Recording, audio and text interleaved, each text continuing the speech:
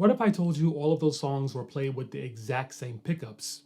Would you believe me? You see, I always believed I needed at least 2 electric guitars, one with humbuckers and one with noiseless single coils. Noiseless because I've always lived in places with bad wiring and that causes a ton of 60 cycle hum. I had already found the humbuckers I like, and so I was once again searching for the best noiseless single coil pickups when I came across Loing Musical Products, a small pickup maker known for noiseless single coils. But then I found these, the dual core Tribuckers, a pickup that promised noiseless single coil tones, noiseless P90 tones, and humbucker tones, which of course are noiseless. Now the price initially gave me pause, but at the same time I realized the right combination of pickups with a sophisticated wiring job could potentially replace literally every guitar I've ever wanted, and even a couple I never thought I wanted. So I bought the pickups and this is the result. I also have 3 nearly identical Parker Knifefly guitars. The only difference between the 3 are the pickups. So this is going to be a very detailed comparison. Give me a like now if you appreciate my thoroughness. The first thing I wanted to test was how quiet they actually are. And so here's the noise comparison between the 3 guitars.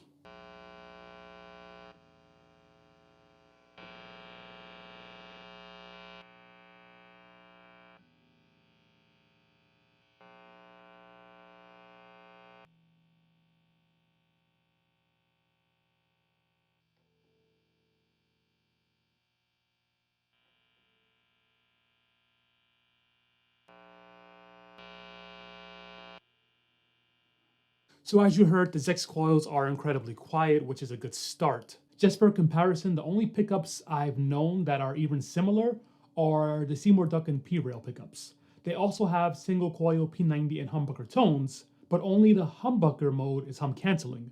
The P90 and the single coil settings have hum. To reiterate, there is no hum on the ZexCoils in any configuration, period, at all. But I've always been wary of complex pickup wiring when it comes to ease of use and tone. For example, I had an Ibanez AZ, amazing guitar, but that Dynamix 10 system didn't really work for me. Number 1, I could never remember which switch did what thing, and number 2, I didn't like any of the extended tones. So for the ZexCoils, I worked with a tech to come up with a clean wiring solution. I have a standard 5-way switch, and then each humbucker has its own 3-way switch to select between single coil, humbucker, and P90 tones.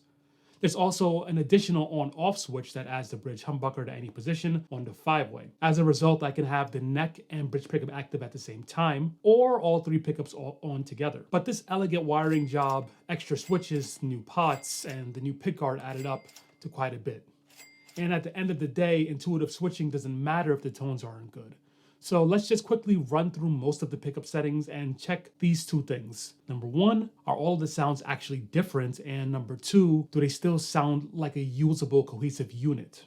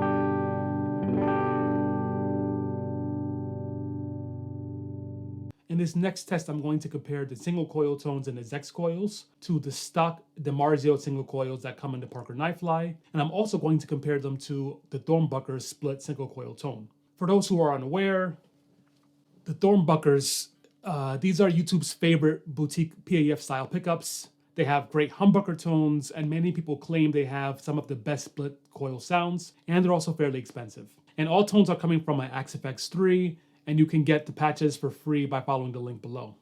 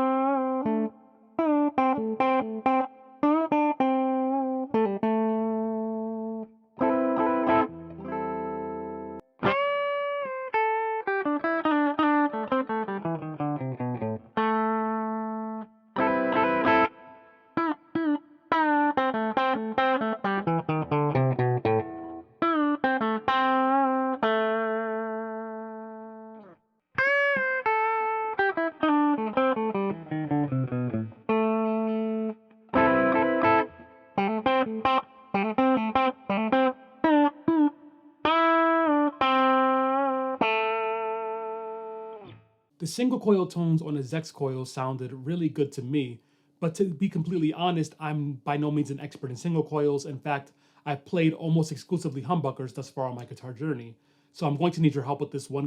And tell me in the comments below your opinion. How convincing are the ZexCoils? Do they sound like real single coils? Okay, so now we're on to the humbucker test. And this is honestly where I have the most experience and also where I'm the most picky. For my neck humbuckers, I demand a nice jazzy rhythm tone, but I also want a nice edge of breakup creamy lead tone. And then for my bridge pickup, I want to be able to get a bluesy breakup tone, but also a very heavy, typical metal tone.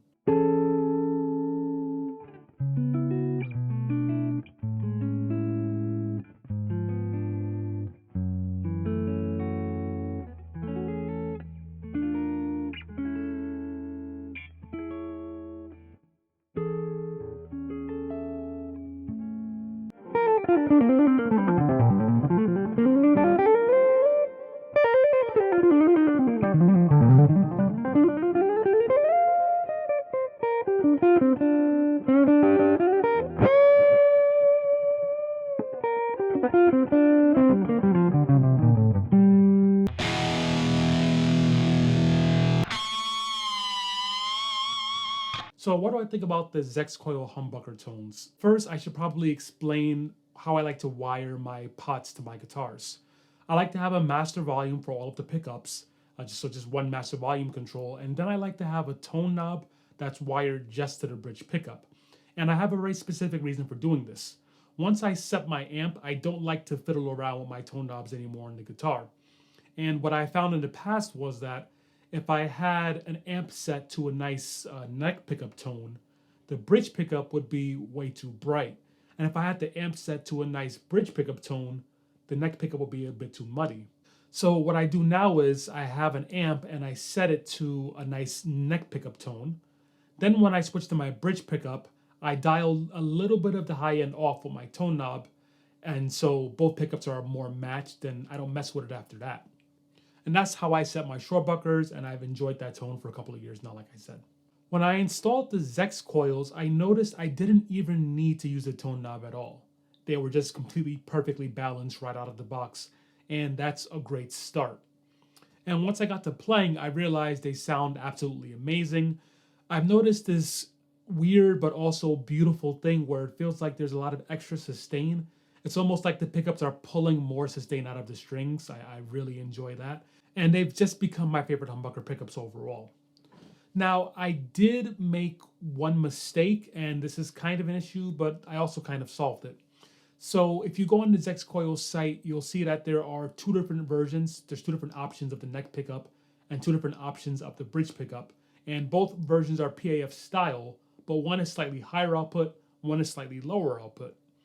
So I opted to get the low output for the neck and the low output for the bridge. But once I installed them, I found that the bridge and the neck don't really match in volume. Like I said, this is kind of my fault because if you go on the site, Dr. Loing recommends that you actually get the low output for the neck and the high output for the bridge. And if I were to go back, I would do it that way. That being said, I was able to basically fix the issue. I just dropped the neck pickup down a little bit further from the strings and I raised the bridge pickup up just a tad bit, and that balances it out. And as you heard, I had no issues getting a heavy tone out of the bridge pickup. That being said, I may switch the bridge pickup out at some point, but right now I don't want to spend the extra money and I don't want to bring my guitar to a tech and have it stay there for a couple of days because I'm really enjoying playing this one guitar. The last thing I want to do is something that I think is going to be kind of difficult for these pickups, and it will probably be difficult for any pickup.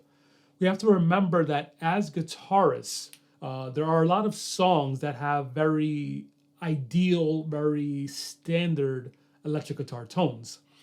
And that's because all of the great guitarists have really, really nice guitars that they have in their studios. And a lot of times they don't even take these guitars out on tour. So you can imagine these are kind of the holy grail sounds that they use to record their records. And then we're expected to sound like those tones as well on our, less famous, far less expensive guitars. So in this last comparison, I essentially am doing my best to emulate some of those iconic sounds for humbuckers, single coils, P90s, and so on.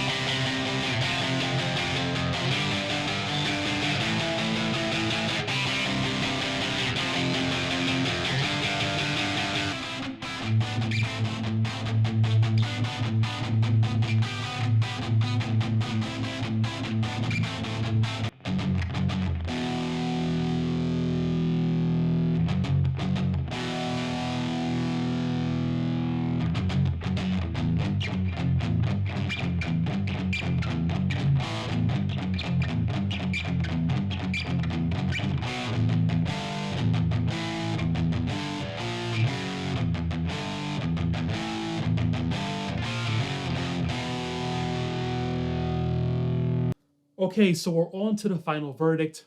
What do I think about these pickups? It should be clear by now that I absolutely love them. They're worth the price, they sound great, they're versatile, quiet, all of that stuff, great. But there's something even more important that I really haven't talked about yet in this video. What I've noticed along my journey with the guitar is that it's very easy to get sucked into just looking for the next best guitar, the next best pickups, so on and so forth. And in my opinion, this can dramatically distract from your ability to practice and to improve on the instrument. Now, since I got these pickups, I have not been doing any of that anymore. I haven't been on forums looking for the best pickups. I have been watching endless pickup reviews on YouTube.